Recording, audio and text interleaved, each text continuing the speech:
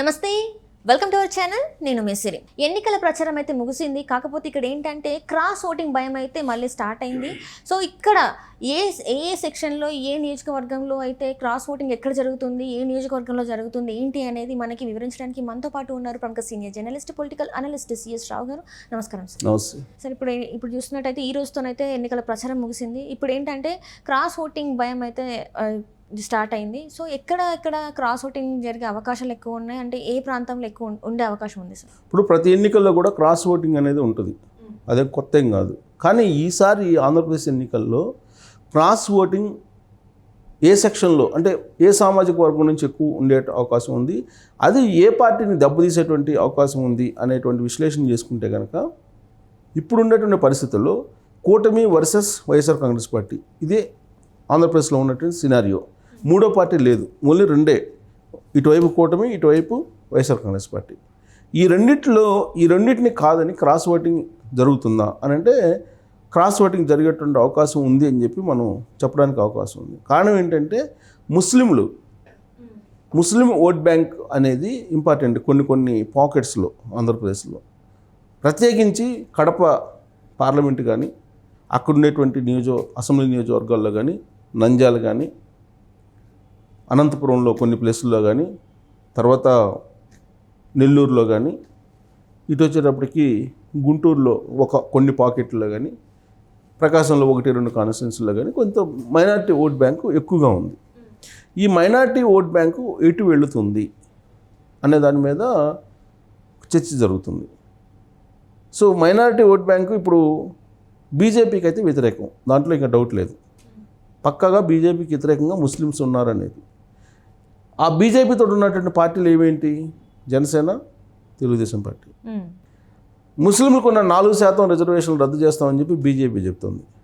కూటమిలో ఉన్నటువంటి జనసేన, తెలుగుదేశం పార్టీ దానికి సై అంటాయా అని అంటే నో అంటున్నాయి ఆ పార్టీలు. ముస్లిమ్స్కి మేము 4% రిజర్వేషన్ అమలు చేస్తామని చెప్పి జనసేన, తెలుగుదేశం పార్టీ చెప్తుంది. కానీ కూటమిలో ఉన్నాయి కాబట్టి దాన్ని అడ్వాంటేజ్గా తీసుకుని వైఎస్ఆర్ కాంగ్రెస్ పార్టీ ఏం చెప్తుంది? బీజేపీ ఇట్లా మాట్లాడుతుంది కాబట్టి మాకు ఓటేయండి అని చెప్పి వైఎస్ఆర్ కాంగ్రెస్ పార్టీ చెప్తుంది.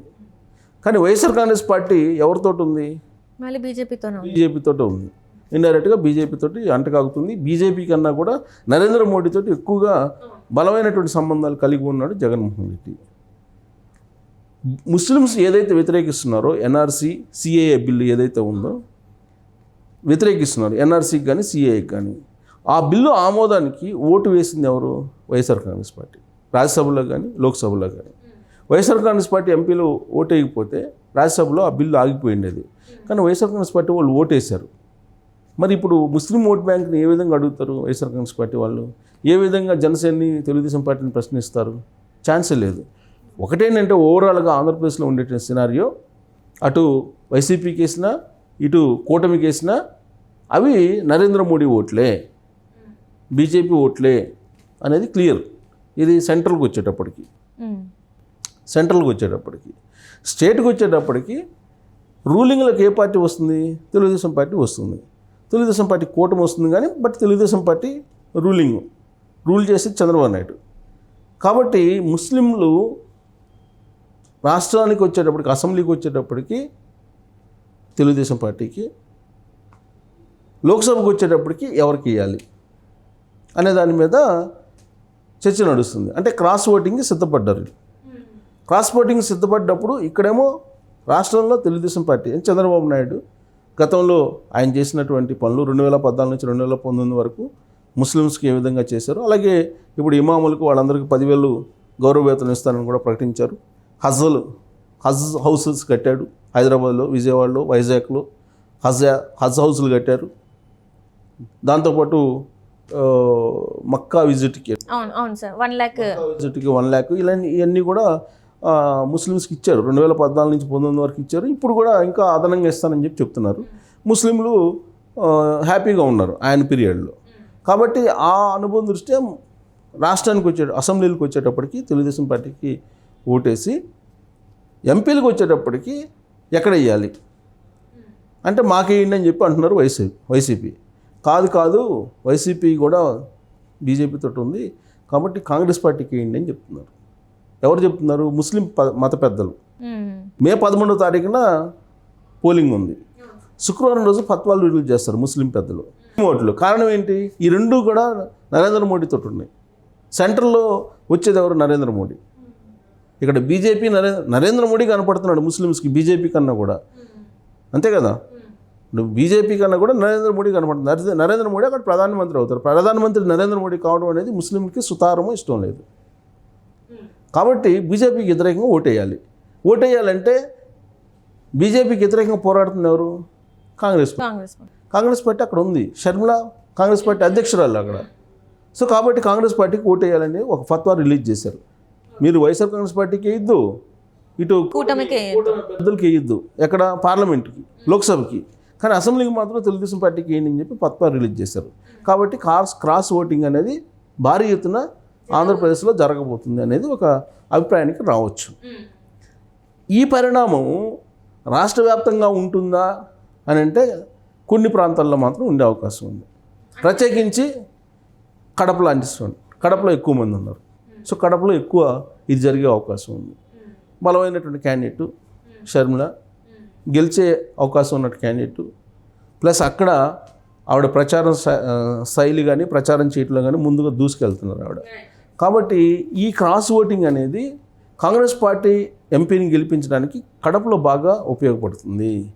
మిగిలినటువంటి చోట్ల ఈ ఓట్లు కాంగ్రెస్ పార్టీకి చీలిపోయినందువల్ల వైఎస్ఆర్ కాంగ్రెస్ పార్టీకి భారీగా నష్టం జరిగేటువంటి ఛాన్సెస్ ఉన్నాయి. ఎందుకంటే 2019లో ఎక్కువ మంది వైఎస్ఆర్ కాంగ్రెస్ పార్టీ వైపు ఉన్నారు. వాళ్ళు ఇప్పుడు షిఫ్ట్ అయ్యే అవకాశం ఉంది. సో ముస్లిం పెద్దలు మాత్రం చెప్తుంది ఏంటంటే ఈ రెండింటికి వేయద్దు. ఇండియన్ ముస్లిం లీగ్ ఏం చెప్తుంది? పార్లమెంట్లో కూడా తెలుగుదేశంకి ఏముంటుంది? తెలుగుదేశం పార్టీ అభ్యర్థులు ఉన్న చోట తెలుగుదేశం పార్టీకి వేయండి. 6 చోట్ల కదా బీజేపీ అభ్యర్థులు ఉంది, అక్కడ మాత్రం వేయద్దని చెప్తుంది. ముస్లిం పెద్దలు కూడా అదే చెప్తున్నారు. బీజేపీ వాళ్ళు 6 చోట్ల నిలబడ్డారు లోక్సభలో, వాళ్ళకి మాత్రం మీరు వేయకుండా మిగిలిన చోట్ల తెలుగుదేశం పార్టీకి వేయండి అని చెప్తున్నారు. బట్ వైఎస్ఆర్ కాంగ్రెస్ పార్టీ మాత్రం వేయొద్దని చెప్పి ఫత్వా విడుదల చేశారు. కారణం ఏంటంటే సిఏఏ బిల్లు కానీ అన్నిటికీ సపోర్ట్ చేశారు కానీ సపోర్ట్ చేసి ఓటేసింది వైఎస్ఆర్ కాంగ్రెస్. అందుకని చెప్పి ముస్లిం మత పెద్దలు క్లియర్గా వైఎస్ఆర్ కాంగ్రెస్ పార్టీకి వేయద్దు, తెలుగుదేశంకి వేయండి అని చెప్తున్నారు. అక్కడికి వచ్చేటప్పటికి, కడపకు వచ్చేటప్పటికి కాంగ్రెస్ పార్టీ అభ్యర్థిని గెలిపించాలి, షర్మిలను గెలిపించాలని చెప్పి క్రిస్టియన్స్, ముస్లిమ్స్ అందరూ ప్రయత్నం చేస్తున్నారు. ఆ క్రమంలో ఒక ఓటు షర్మిలకి, ఇంకొక ఓటు జగన్మోహన్ రెడ్డికి వేయాలని అక్కడ వరకు నిర్ణయించుకున్నారని తెలుస్తుంది.